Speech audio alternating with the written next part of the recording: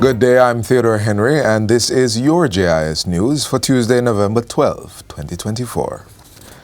As the government prepares to undertake a massive road rehabilitation endeavor across the country through the SPARK program, it will be reviewing how roads are accounted for and administered. Prime Minister Dr. Andrew Holness made the announcement at the recent post-cabinet press briefing as rainfall and flooding conditions continue to affect the country's road network. Dr. Holness says there is a perception by the public that the government is responsible for all roads. But the fact, according to the Prime Minister, is that some roads are private and technically some community roads within housing schemes are still not handed over to the government, so they are not registered with the municipal corporations or the National Works Agency, NWA.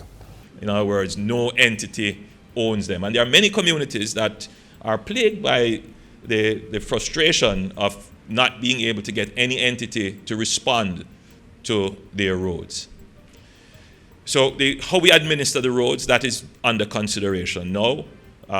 Many years ago, there was a contemplation of a one road authority. There is no position on that right now, but just to alert the public that in terms of our long-term strategic intervention on roads, we will have to look at how roads are accounted for and how they are administered in order that we can properly budget for them. Mr. Holness says a national audit of roads is now underway, and so far over 27,000 kilometers of roads are registered with the authorities. The Prime Minister insists that as development takes place, roads must be built to specified standards to ensure long-term durability. He says a directive will be given to the NWA to review existing standards to make provision for proper drainage, water mains, and movement of pedestrians, among other things. It is building systems in place that will become institutions that will endure, that will solve the problem over the short, medium, and long term.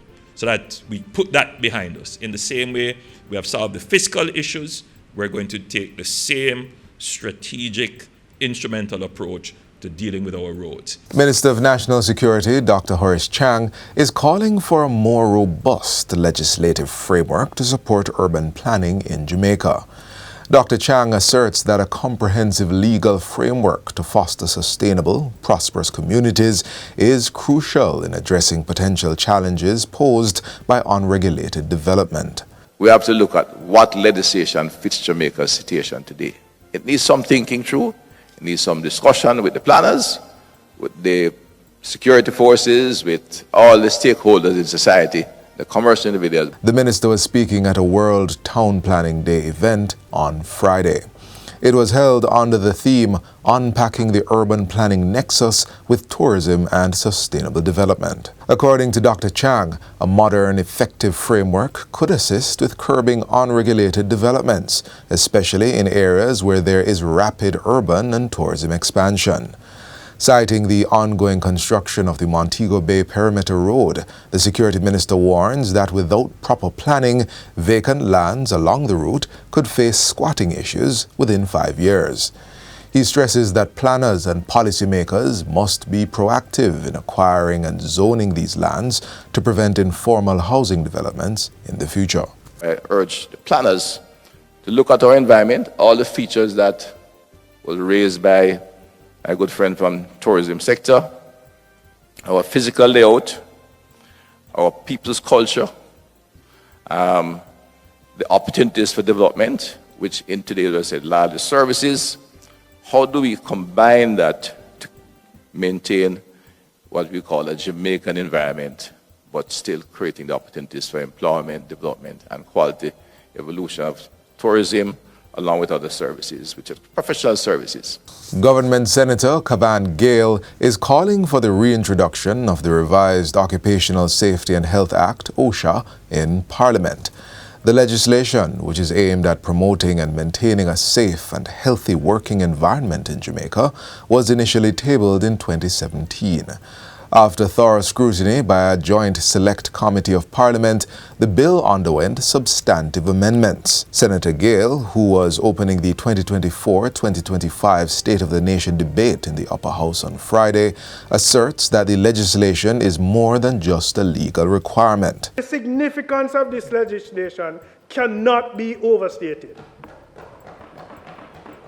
It represents a modern, inclusive approach to occupational safety and health, ensuring that employers and employees work together to create safer, more productive workplaces.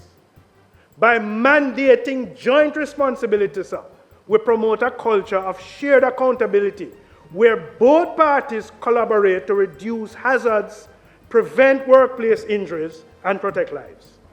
He's also calling for the development of a national workplace health and wellness policy. This, he indicates, will not only complement the revised OSHA, but is also necessary to address the holistic well-being of the workforce. Clinical Coordinator for the Western Regional Health Authority, Dr. Delroy Frey, says the Cornwall Regional Hospital continues to deliver high-quality health services to approximately 60,000 patients annually. This in spite of rehabilitation work taking place on the main building. Let's look at our outpatient, the number of outpatient that we have seen between January 1 and August 2024. And we did a comparison same time last year, 2023. So far, we have seen 58,335 patients between January 1, August 2024. Similar period, 2023, we saw 60,000. So that was a little more there, not much. Now, that's the outpatient service, patient who comes to our clinic by the conference center. Dr. Delroy Frey was addressing a Montego Bay Chamber of Commerce and Industry Town Hall meeting recently. He adds that patient care in the accident and emergency department and ward admissions have increased so far this year compared to 2023, while almost 2,000 minor and major surgeries were done and over 8,000 patients received chemotherapy or radiotherapy for cancer. And finally, National Security Minister Dr. Horace Chang has condemned the shooting death of Sergeant Patrick Mahoney of the St. Catherine North Police Division. Minister Chang says Sergeant Mahoney's untimely death will not be in vain, as the government is more determined than ever to rid communities of those who seek to destabilize the nation and instill fear. He asserts that the killing of those who uphold the law and safeguard our society will not be condoned or tolerated, adding that the government stands with the Jamaica Constabulary Force and all law enforcement agencies as they continue their critical mission in the face of such adversity. The Security Minister is urging the public to work in unity with the police to foster a cooperative and respectful environment that upholds the safety and security of all citizens. Persons with information related to the murder of Sergeant Mahoney are being encouraged to come forward to ensure those responsible are caught. Dr. Chang extends deepest condolences to the family, friends, and Area 5 police colleagues of the fallen officer, saying no words can adequately comfort those affected by this loss, but he hopes that solace can be found in knowing that Sergeant Mahoney's service to the country will not be forgotten. And that's it for JIS News Today. I'm Theodore Henry. Thanks for watching.